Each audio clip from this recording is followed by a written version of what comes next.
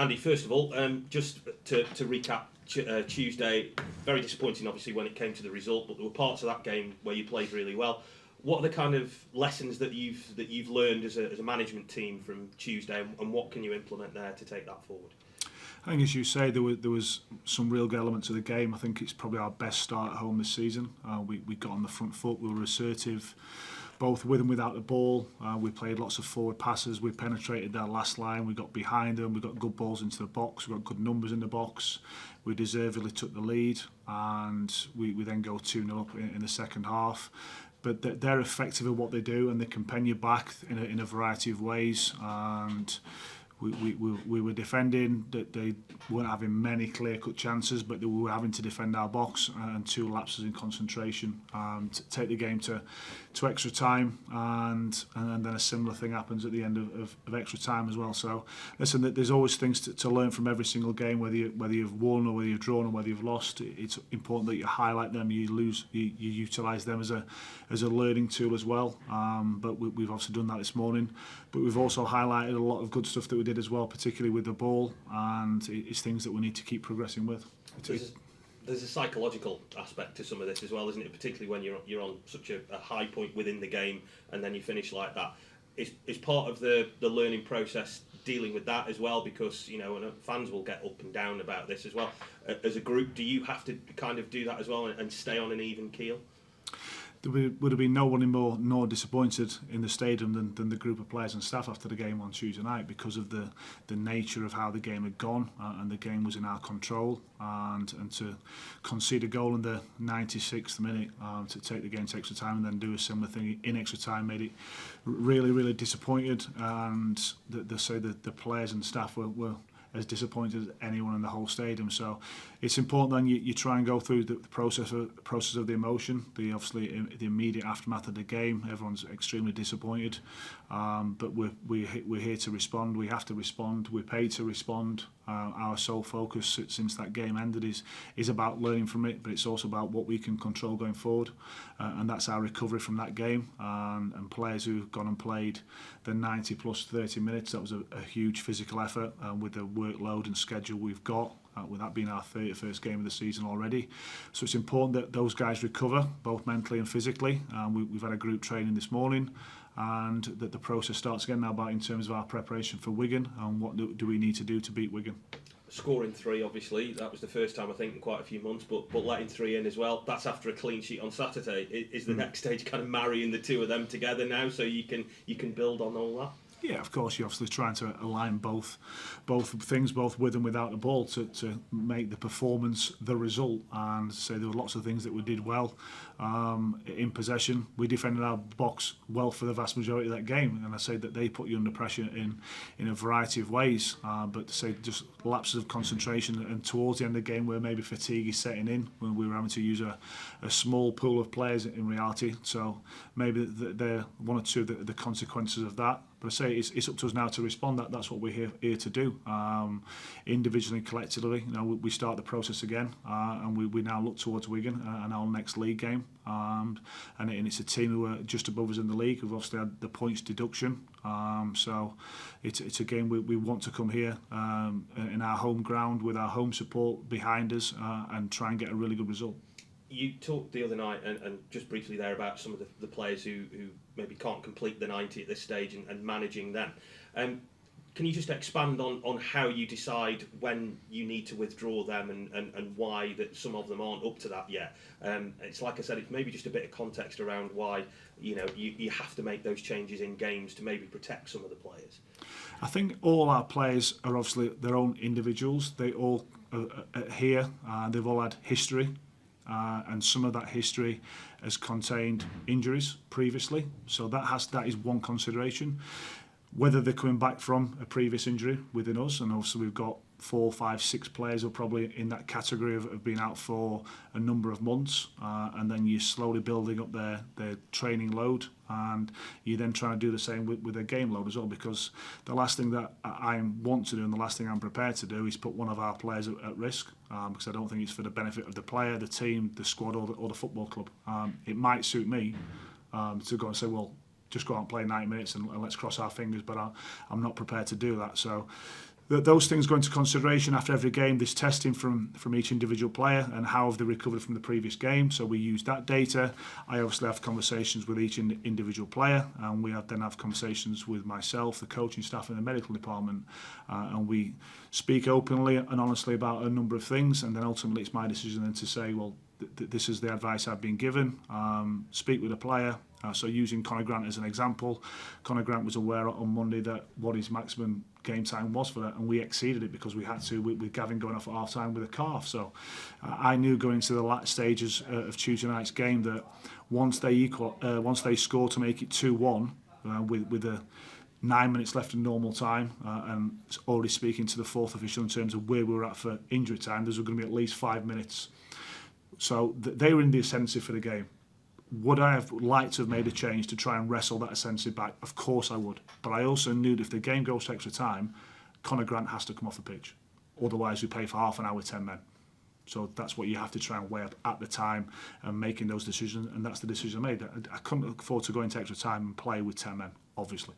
I suppose that's the thing, isn't it? Like you said there, it's easy to say I want to put my best side out for 90 minutes, isn't it? And everybody wants to do that, but there is the more longer term aspect of thinking about that as well. And given Conor's just come back from his injury, I suppose it is not just thinking about the next half an hour, the next hour or whatever. It's next week, it's the game after that, it's Christmas coming up as well, and that's a difficult balance to strike.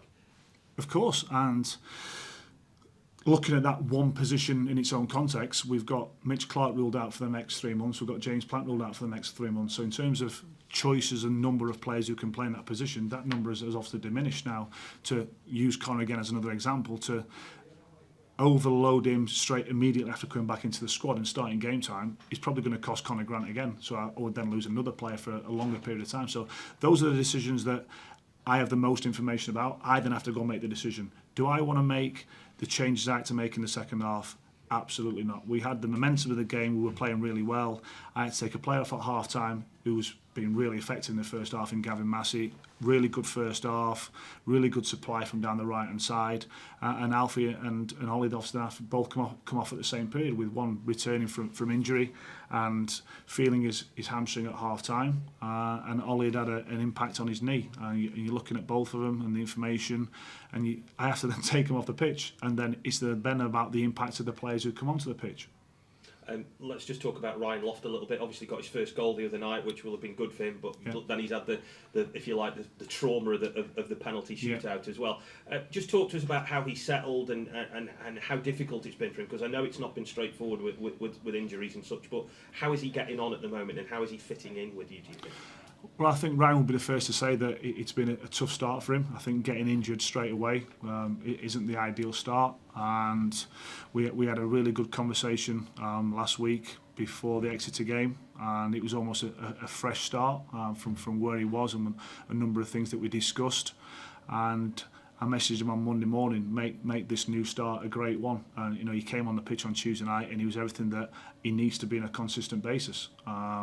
He provided energy, enthusiasm, got hold of the ball for us, scored a goal, and I want him to remember that moment. Anybody can miss a penalty. You're putting yourself forward, you put your hand up, I'll take the penalty, I'll take the responsibility, and good of him for it, because he's not in the greatest state, obviously, mentally, but he came on the pitch and it was immense when he came on. I was delighted for him. He scored a goal.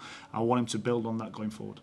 And I suppose centre forwards thrive on that, don't they? Because like you've just said, it's almost like he's judged on his goal scoring, but are there other things that he can be judged on in terms of his contribution to the team and how he's working? For me, Phil, the game has changed so much. Centre forwards used to be able to stand at the top of the pitch, wait for the teammates to get the ball back and go and stand in the penalty area and I'll score a goal, and that's what they were judged on.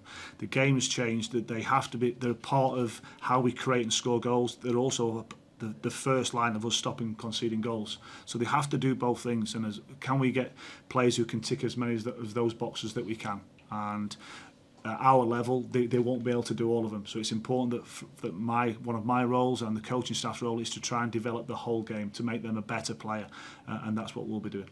Wigan obviously come here, they've had their points deduction, as you pointed out as well. It's easy to say they're in a false position, but they are still a very good side, aren't they, at this level, and you can't really look at the league table and say that's a true reflection of where they are. No, if it was a true reflection, they'd be higher up the table. And I think if you look at the league table, there's probably one anomaly in terms of one team who are really overachieving, and they're doing that through how they play and being really effective at what they do. And there's probably a couple of teams where they're probably below than everyone would have expected them to be for a couple of reasons. And then you've got the rest of the group that's at the table, and Wigan being one team who've got a number of players from last season, some really good attacking players. They've obviously got a way of playing which Sean has been used to at Wigan, and he's worked with some really good coaches in his coaching career, and now he's trying to have that impact at Wigan. So our home form of late, we've lost our last 5 games. We've played 3 of the top 6. We've got the lowest amount of home league games so far because obviously of the international breaks. In my time at the football club, we found it very difficult to beat the teams at the top of the table, whether that was when we were in League 2. We didn't get a win against the teams who got promoted, and we didn't do that last year. And we found it hard to beat the teams at top. We've played Derby, we've played Bolton, we've played Peterborough, and we've lost by 1 goal. At home, and we've had really good games against them. Bolton were much better than us in the first half. We were much better than them in the second half, and the other 2 games have been decided by 1 goal. But the longer the home run goes on, without collecting points, the more the pressure grows on us. But it's a game that we will always be prepared for. We'll get the details right, and then we'll try and go out and perform really well on Saturday. Andy, how is Gav Massey? Has he like sort of in contention for Saturday? Currently, no. He hasn't partaken in any part of training today. So he came off with a calf complaint, obviously at half time. And with our history a couple of months ago of having calves, we can't afford to risk it. Yeah. We know the reasons why regarding the calves and the calf issues we're having, and we are trying our best to almost go around those issues, but it's a challenge. And I don't want you to give your team away, but Ollie and Alfie, have they got a chance at least for Saturday, would you say? Could you take them off? They've got a small chance, really, at best, yeah. Really? Yeah. Right, okay. Lewis Cass and Tom Conlon not in the squad on Saturday. Is that injuries or is that just selection? No, that's just selection from me, and what I wouldn't need from the bench.